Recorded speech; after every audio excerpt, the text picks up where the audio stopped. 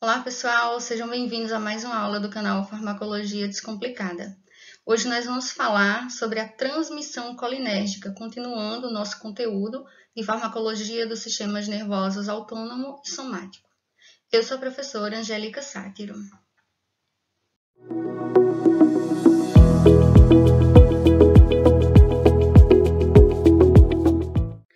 Não esqueça de se inscrever no canal, ativar as notificações e caso goste do vídeo, deixe seu like.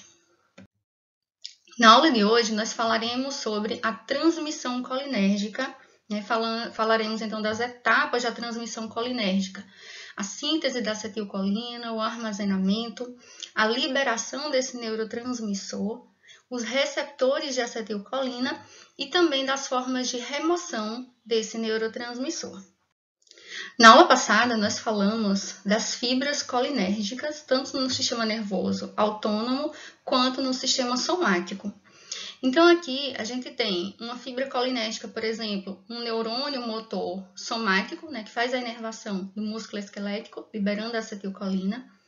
As fibras pré-ganglionares, tanto do sistema nervoso autônomo parasimpático quanto do simpático, também são fibras colinérgicas, liberam acetilcolina. As fibras pós-ganglionares do sistema parasimpático também são fibras colinérgicas, liberam a acetilcolina. E temos também algumas exceções, como a inervação da medula das suprarrenais, que é feita por uma fibra apenas, não tem um neurônio pós-ganglionar, que é uma fibra pré-ganglionar simpática, que é colinérgica.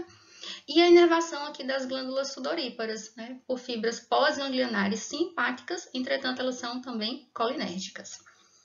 Então, as fibras colinérgicas são as fibras que liberam a acetilcolina. E a acetilcolina ela vai exercer diferentes efeitos nos gânglios autonômicos, nos músculos liso, cardíaco, em glândulas, sejam exócrinas ou endócrinas, como também na contração do músculo esquelético.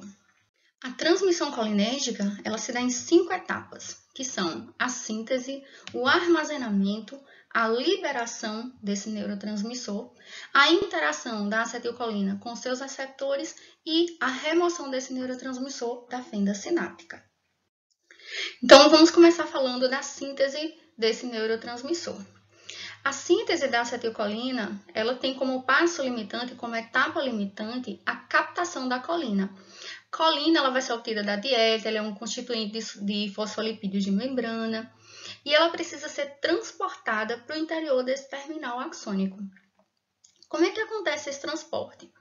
Esse transporte acontece com o auxílio da energia de um gradiente de concentração do sódio. A gente sabe que quem cria esse gradiente de concentração do sódio é a bomba sódio-potássio, que é uma bomba que está expressa nas nossas células, que ela transporta 2 íons potássio para dentro da célula, ao passo que transporta 3 íons sódio para fora da célula. Ambos estão sendo transportados contra gradiente de concentração. Por isso que é utilizada a energia da hidrólise do ATP.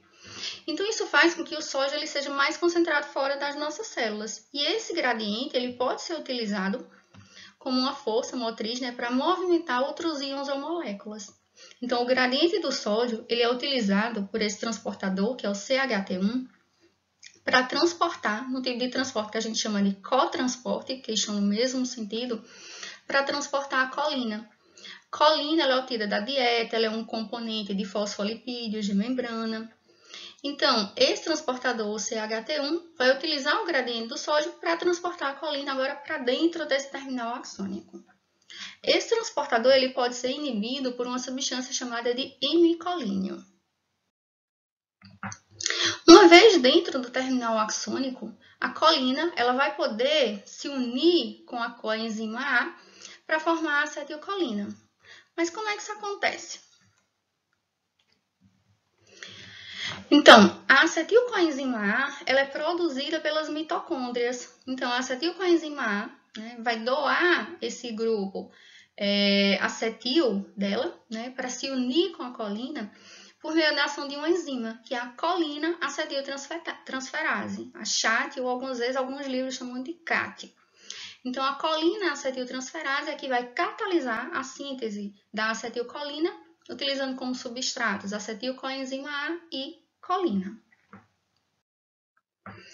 Então, aqui a gente tem a CHAC, né, a colina acetiltransferase, unindo então a coenzima A com a colina, produzindo a acetilcolina. A acetilcolina ela pode ser encontrada no citosol, nesse terminal axônico, mas a maior parte dessa acetilcolina ela deve ficar armazenada, estocada em vesículas. Né? Então, aqui a gente tem a acetilcolina, uma representação da acetilcolina dentro da vesícula. Mas como é que acontece esse transporte da acetilcolina para dentro dessas vesículas? Como é que acontece esse armazenamento? Então, a acetilcolina ela é sintetizada no citosol, no terminal axônico, e ela deve ser transportada para o interior dessas vesículas. Então, para que isso aconteça, né, um movimento que é contra gradiente de concentração, que a acetilcolina ela é mais concentrada dentro dessas vesículas, ela vai precisar também de uma fonte de energia. Então, nós temos aqui na membrana da vesícula uma ATPase vesicular. Então, ela é uma bomba, né? Ela utiliza a hidrólise do ATP para movimentar algum tipo de substância contra gradiente de concentração. E o que é que ela faz? Essa bomba ela utiliza essa hidrólise do ATP para transportar prótons, né? Contra gradiente de concentração, acumulando esses prótons aqui, criando um gradiente de prótons, fazendo com que ele seja mais concentrado dentro dessa vesícula. Então, da mesma forma que a gente viu que a colina utilizou um gradiente do sódio para entrar na célula, a acetilcolina ela vai utilizar esse gradiente de prótons para conseguir entrar aqui nessa vesícula. Então, aqui a gente tem o transportador, que é o VCHAT, né, que é o transportador vesicular de acetilcolina. E como é que isso vai acontecer? Os prótons eles são mais concentrados dentro da vesícula. Então, eles vão sair favoravelmente, né, pelo seu gradiente de concentração, eles saem. E essa energia desse gradiente, né, essa saída de prótons, porque ele está mais concentrado aqui, vai ser acoplada a uma entrada de acetilcolina. Nesse caso aqui, a gente tem um contratransporte, tá? Então, a saída dos prótons está acoplada à entrada da acetilcolina, pelo transportador vesicular de acetilcolina, que faz esse transporte. Então, dessa forma, a acetilcolina sintetizada no citosol pode, então, entrar nessa vesícula. Esse transportador ele pode ser inibido pelo vesamicol. O vesamicol inibe o transportador vesicular de acetilcolina. Então, aqui, a colina entrou, se juntou com a coenzima A, né? A colina acetiltransferase catalisou a síntese de acetilcolina. O transportador vesicular de acetilcolina levou essa acetilcolina agora para dentro das vesículas. Então, dentro dessas vesículas, nós podemos encontrar entre 1.000 a 50.000 moléculas de acetilcolina. E num terminal axônico, nós podemos ter até 300.000 vesículas contendo acetilcolina. Mas só tem acetilcolina dentro dessa vesícula? Não. Então, nas vesículas, além de acetilcolina, nós vamos ter outros íons e moléculas. Por exemplo, o ATP. Então, no final da nossa última aula, nós falamos da transmissão NANC, não adrenérgica, não colinérgica. E o ATP ele vai funcionar como um cotransmissor. Então, para cada 11 moléculas de acetilcolina, nós temos uma molécula de ATP nessas vesículas. Além disso, temos íons como cálcio, magnésio. Temos a vesiculina. A vesiculina ela auxilia, né, no sequestro do cálcio, como também da acetilcolina, dentro dessas vesículas. E podemos ter outros cotransmissores, né? Por exemplo, o peptídeo intestinal vasoativo, que tem uma função bastante importante no estímulo da secreção salivar, junto à acetilcolina, funcionando como um cotransmissor. Então, essa acetilcolina está agora nessas vesículas, né? E nós vamos ter dois tipos de vesículas diferentes. Nós temos um grupo de vesículas que são chamadas de depósito ou vesículas facilmente liberáveis. Elas estão nas proximidades, né, dos locais de liberação do neurotransmissor. Então, quando o neurotransmissor ele é sintetizado, ele vai para essas vesículas que são as de depósito ou facilmente liberáveis. Além delas, nós temos as vesículas de estoque ou reserva. Elas funcionam como dando uma margem de segurança para essa transmissão. Então, essas vesículas elas têm a função de repor o neurotransmissor nessas vesículas facilmente liberáveis. Então, o próximo passo é a liberação da acetilcolina. Então, como é que acontece a liberação do neurotransmissor? A liberação de acetilcolina ela vai acontecer em resposta a um potencial de ação que causa uma despolarização de membrana. Essa despolarização de membrana leva à abertura de canais de cálcio operados por voltagem e isso vai permitir a entrada desse íon. E o cálcio vai interagir com proteínas que a gente chama do complexo SNARE. Então, essas proteínas incluem proteínas que estão presentes na membrana da vesícula, como aqui a sinaptobrevina, a sinaptogamina, né? A RAB3AB. Inclui também proteínas que estão no citosol e proteínas da membrana desse axônio, né? Como aqui a gente está vendo, SNAP25, por exemplo, a sintaxina. Então, essa entrada de cálcio vai levar então à fusão dessa vesícula, que é mediada pelas proteínas do complexo SNARE. Então, aqui nessa figura a gente consegue observar a entrada do cálcio, né, como um fator fundamental para a interação entre essas proteínas do complexo SNARE para promover, então, a liberação da acetilcolina na fenda sináptica. Aqui a gente tem uma ilustração, né, uma representação da mecânica do processo de liberação do neurotransmissor. A ilustração aqui de diversas proteínas do complexo SNARE, né, sinaptogamina, sinaptobrevina, sintaxina, SNAP25. Então, o que é que acontece? Essas proteínas, elas interagem, aqui a gente está vendo a interação de SNAP25, sintaxina, MUC18, com a sinaptobrevina, que é uma proteína que está na membrana da vesícula neuronal. E aqui a gente observa a entrada do cálcio, que vai interagir então com a sinaptogamina, que é essa proteína vermelha, levando então à fusão da membrana da vesícula com a membrana neuronal, liberando então o neurotransmissor. Essa liberação do neurotransmissor ela pode sofrer modulação. Essa modulação ela pode acontecer, por exemplo, por um feedback negativo, onde a própria acetilcolina ela pode inibir a liberação dela própria, né? Isso acontece quando ela atua, por exemplo, nos receptores M2 e M4. Isso é um tipo de feedback negativo, né? Onde a acetilcolina ela está atuando nos seus próprios receptores, né? Em autorreceptores. Essa modulação ela também pode acontecer por heterorreceptores. Por exemplo, aqui a gente está vendo a interação do sistema nervoso simpático, né, a liberação de noradrenalina, e essa noradrenalina ela pode aqui interagir com receptores pré-sinápticos do tipo alfa-2A e alfa-2C, inibindo a liberação de acetilcolina. O inverso também é verdadeiro, nós vamos falar nisso na próxima aula, que a acetilcolina ela também pode inibir a liberação de noradrenalina. Além disso, a liberação de noradrenalina também pode ser inibida pela histamina, atuando em receptor H3, como também pela adenosina, atuando em receptor A1, entre outros. Então, aqui a gente viu a síntese da acetilcolina, falamos do seu armazenamento e da liberação. Então, uma vez liberada, essa acetilcolina vai poder interagir com os seus receptores, que podem ser pós-sinápticos ou pré-sinápticos, como a gente acabou de ver, essa modulação pré-sináptica da liberação de acetilcolina. Então, os receptores de acetilcolina são os muscarínicos e os nicotínicos. Os receptores nicotínicos são canais iônicos operados por ligante, são receptores ionotrópicos. Eu vou deixar um card aqui em cima para vocês acessarem a aula de farmacodinâmica que fala de receptores nicotínicos. E os receptores muscarínicos são receptores que são acoplados à proteína G, ou chamados também de receptores metabotrópicos. Em seguida, eu vou deixar um card também para vocês acessarem a aula que fala das vias de transdução de sinais que envolvem os receptores muscarínicos. Então, os receptores nicotínicos de acetilcolina e os receptores muscarínicos de acetilcolina, né, são os receptores onde esse neurotransmissor vai atuar. Os receptores nicotínicos são receptores ionotrópicos, são canais iônicos operados por ligante, e eles podem ser do tipo NN, que são os neuronais, e NM, que são os musculares.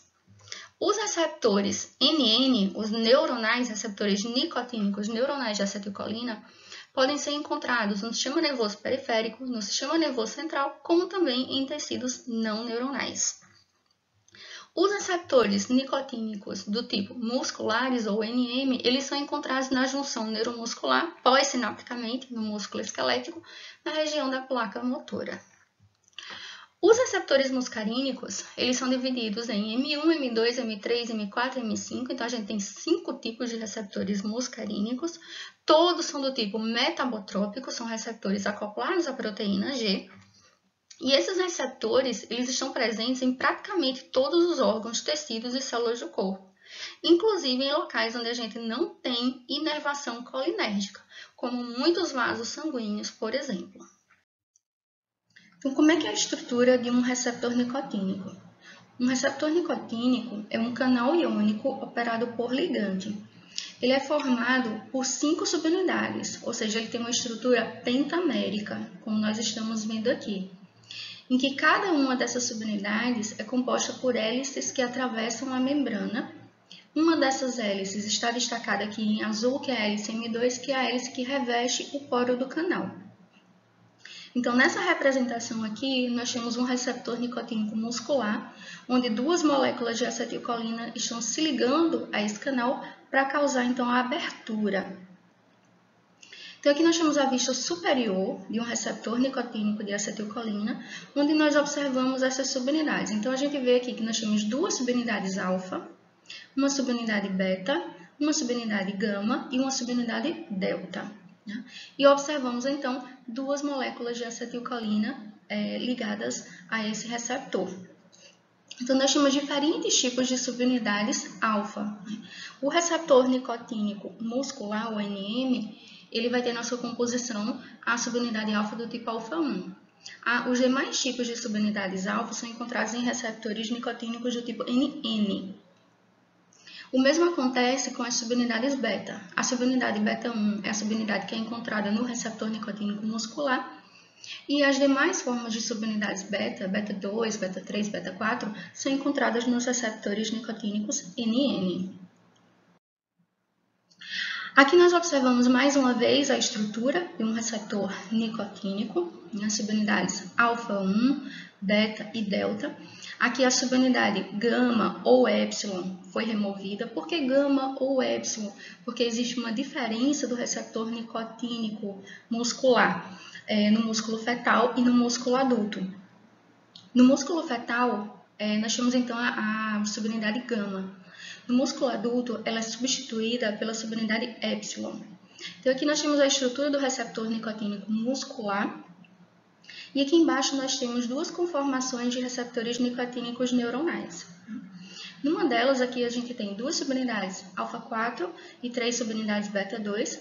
Esse receptor ele é ativado por 2 moléculas de acetilcolina, assim como o NM. Já aqui nós temos uma conformação de receptor nicotínico NN, em que nós temos 5 subunidades do tipo alfa-7. E observem que para esse canal ser aberto, é necessário que 5 moléculas de acetilcolina se liguem. As moléculas de acetilcolina, os sítios de ligação delas estão representados por essas bolinhas vermelhas. Então, o que acontece quando um receptor nicotínico ele é ativado? Quando ele é ativado, ele vai deixar passar íons, né? Ele é um canal que deixa passar cátions. O principal íon que permeia esse canal é o íon sódio.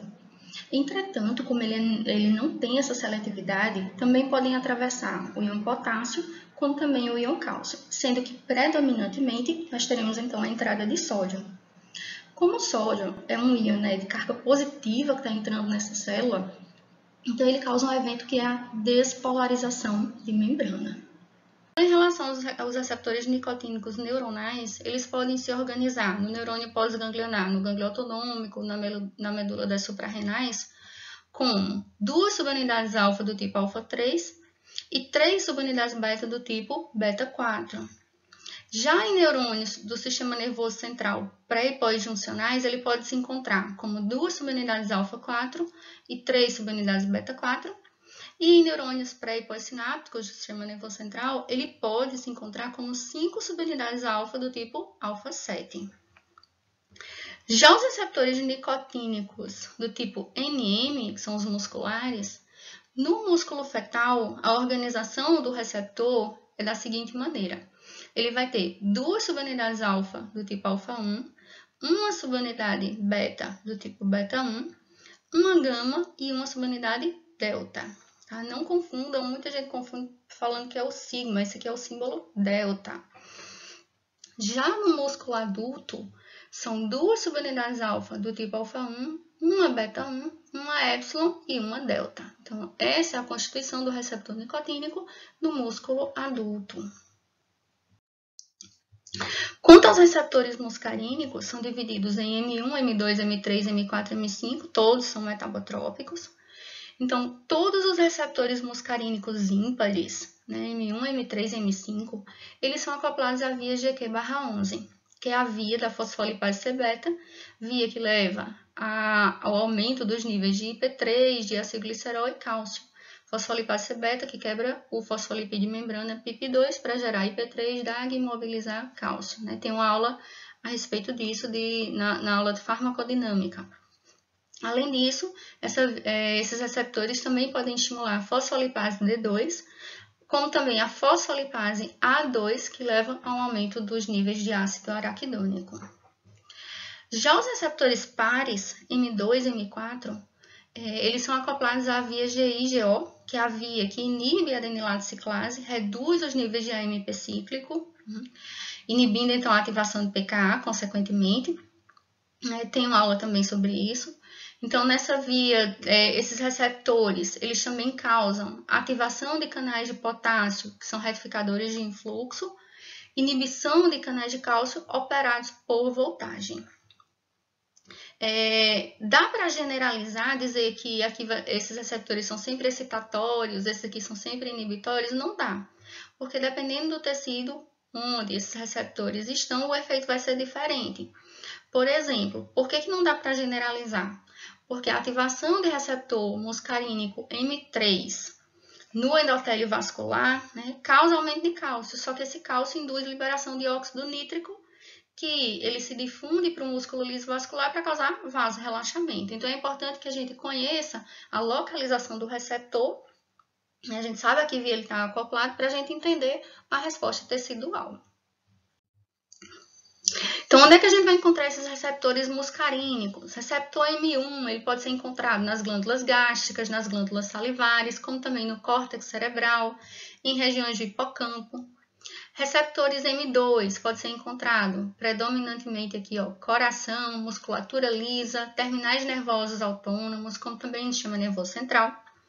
Receptores M3 são encontrados, aqui a gente tem que lembrar das glândulas exócrinas, como também músculo liso do trato gastrointestinal, das vias aéreas, dos vasos sanguíneos, endotélio vascular, sistema nervoso central, e também é encontrado no coração. Aí é importante você perceber o seguinte: no mesmo tecido, você pode encontrar diferentes tipos de receptores. Entretanto, um deles pode ser responsável pelo efeito predominante. Então, aqui a gente vê, por exemplo, no coração tem receptor M3 e M2, mas qual receptor que é responsável pela maioria dos efeitos da acetilcolina no coração? É o receptor muscarínico M2. Receptores M4 são encontrados no sistema nervoso central, no corpo estriado cortical, como também no hipocampo. E receptores M5 são encontrados no sistema nervoso central, numa região muito localizada, né, que é na substância negra. Então, a acetilcolina ela foi sintetizada, armazenada, liberada, interagiu com o receptor e ela agora precisa ser removida. Então, a remoção da acetilcolina ela vai se dar por três maneiras diferentes. Né? Ela pode se difundir na fenda sináptica, no espaço sináptico. Né? Ela pode ser metabolizada pela acetilcolinesterase. Entretanto, nós vamos falar de uma outra enzima, que é a butirilcolinesterase, que ela é importante para terminar a ação de outras substâncias do tipo éster no nosso corpo. E a colina, resultante da degradação pela acetilcolinesterase, ela pode ser recaptada.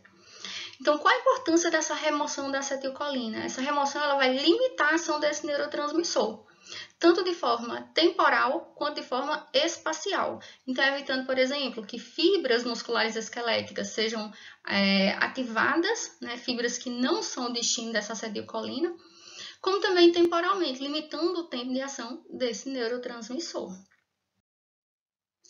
Então, as colinesterases são as enzimas, né, que degradam No caso, a acetilcolinesterase degrada a acetilcolina. E nós temos também a butirilcolinesterase. Então, a butirilcolinesterase ela não representa uma grande importância para degradação da acetilcolina, mas ela representa a importância para a degradação de outros ésteres, sejam eles da dieta, como também de fármacos, como, por exemplo, os anestésicos locais do tipo éster. A acetilcolinesterase é uma enzima que é indispensável para a degradação da acetilcolina. Ela é bastante específica para a acetilcolina e para ésteres semelhantes. Ela é uma enzima que possui um tempo de renovação rápido, então ela é uma enzima bastante eficiente. E onde é que é encontrada a acetilcolinesterase? Ela é encontrada nas sinapses colinérgicas, tanto autonômicas quanto na junção neuromuscular. Então, quando a gente for ter nossa aula de anticolinesterásicos, a gente vai poder falar um pouco mais dessas enzimas. Além dessas funções da degradação da acetilcolina, outras funções são relatadas para essa enzima, como a capacidade de fazer a hidrólise da acetilcolina em contextos não sinápticos. Também é relatada uma ação como proteína de adesão envolvida no desenvolvimento e na manutenção das sinapses. Também atua funcionando como matriz proteica nos ossos. Ela também tem envolvimento no supercrescimento neurítico, como também na aceleração da montagem do peptídeo beta-amiloide nas fibrilas amiloides. Uma isoforma da acetilcolinesterase é a butirilcolinesterase, que ela é também chamada de pseudocolinesterase ou colinesterase inespecífica. Essa enzima ela é produzida no fígado e ela é encontrada no fígado, no plasma também, no cérebro, na pele, nos músculos. Como o próprio nome diz aqui, ela é uma colinesterase inespecífica. E ela tem um papel importante na ativação de ésteres que são ingeridos na dieta, como também de alguns fármacos, como eu citei anteriormente, dos anestésicos locais do tipo éster. Então, como eu falei, quando a gente for falar na aula de anticolinesterásicos, a gente vai poder discutir um pouco mais a respeito dessas enzimas, contribuindo um pouco mais para esse conhecimento a respeito delas. Então, pessoal, na aula de hoje, era isso que eu queria falar, das etapas da transmissão colinérgica, que vão nos dar, então, uma base para que a gente entenda a respeito dos fármacos que interferem na transmissão colinérgica. Nas próximas aulas, a gente vai falar dos agonistas, dos antagonistas colinérgicos, dos bloqueadores neuromusculares, dos anticolinesterásicos. Então, é importante que a gente entenda como é que acontece a transmissão colinérgica. Espero que vocês tenham gostado. Caso tenham gostado, não esqueça de curtir esse vídeo e compartilhar com alguém que gosta de farmacologia e esteja precisando dessa aula. Então, um abraço e até a próxima aula do canal Farmacologia Descomplicada.